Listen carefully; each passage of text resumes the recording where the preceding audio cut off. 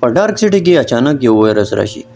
دا وایرس دومره په تیزۍ سره اثر کوي چې یو عام انسان په لږ ساعت کې خونخوار شي او په ځان یې کنټرول نه وي. ټول ښار د چغو او د تیارو نه ډک وي. په هر لور غوغا وي.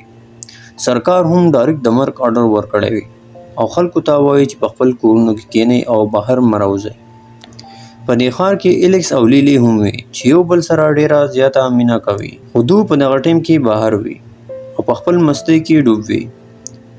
ایلکس او لیلی ډیر فیره کې دي او د ښار نه د وتو کوشش کوي. لږ څو نفس څه ګوري چې هر لور دغه سړی خواره دي او د وتو هیڅ لاره نه وي، خو آخر دوی ته یو ویران کور میلاو شي او په هغې کې خپله پناه واخلي.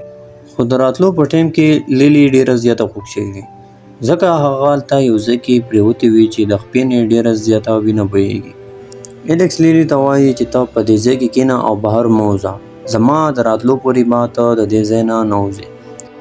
ایلکس ډیر په مشکله یو سټور ته لاړ شي او د هغه ځای نه فیوډین او پټۍ راواخلي د لیلی دپاره، خو چې راځي څه ګوري چې یو نقاب پوش رادننه شوی دی.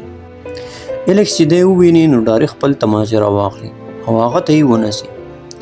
دننه لیلی آواز وکړي چې ایلکس تماچه ښکته کړه، دا بلکې یو پوځي دی او زموږ د مرستې دپاره راغلی دی.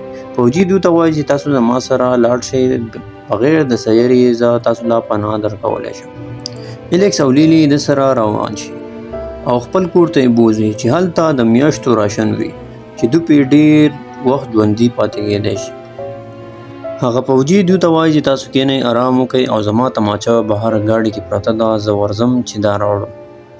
پوځي بهر ته وځي، خو افسوس چې یو سړیخور راشي او په ده حمله وکړي. په دغه ټیم کې ایلکس هم موجود وي. ایلکس ډایرکټ کور ته راشي او تماچه راواخلي، خو افسوس چې بیا هیڅ هم نه کېږي، ځکه چې هغه پوځي سړیخور خوړلی وي او دی به هم اوس په لږ ساعت کې سړیخور شي. ایلکس دننه لاړ شي، منډه ووهي او دروازې په ځان پسې لاک کړي. د دننې نه ورته د اوسپنې پاخه پاخه دیوالونه ووایي چې موږ سیف یو او بس دا کور هم خپل ژوند وګڼي. ایلکس او لیلی یو بل سره واده وکړي او خپل ژوند په دې ځای کې تیروي تر څو چې د دې وایرس علاج نه وي شوی.